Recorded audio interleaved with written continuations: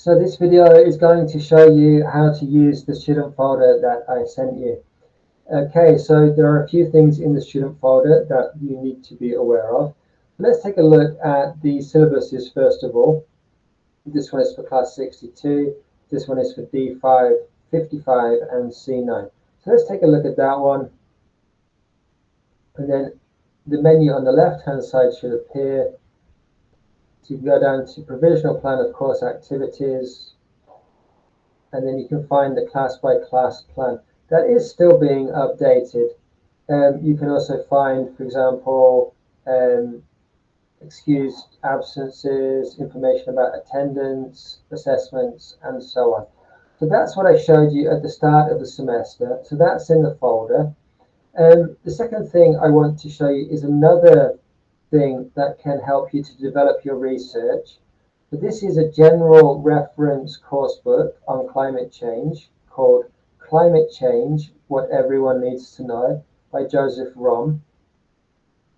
And this is a very well regarded general reference book on climate change. One of the best general reference books on climate change.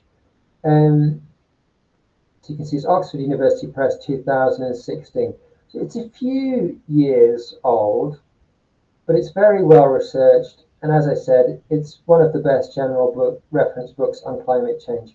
So I think this can help you to do your research because it's broken down into very clear topics or questions.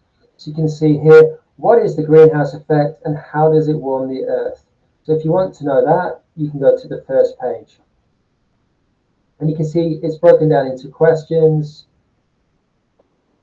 Has global warming slowed down or paused in recent years? So you can go to this page.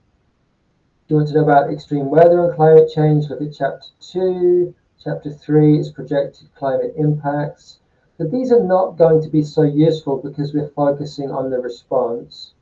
But some of the stuff in Chapters 4, 5, and 6 may be useful. So maybe what is the United Nations Framework Convention on Climate Change? This could be useful for any student doing the question about international political agreements. Let's have a look further down, climate politics and policies. So what is a carbon tax, cap and trade, some nice information there, and lots of stuff on clean energy. So I would recommend this for people who are interested in doing clean energy especially. So we can see we've got stuff about electric vehicles, transportation sector. So I think you can use this to supplement drawdown very, very effectively. So that's in the student folder. We're very lucky to have that for free. It's free online, so that's great. Let's have a look at the videos, PowerPoints, and checklists.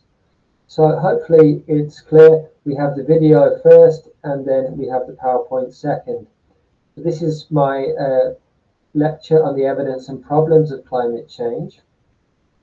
And this is the drawdown video on stopping climate change. So there are no PowerPoints there.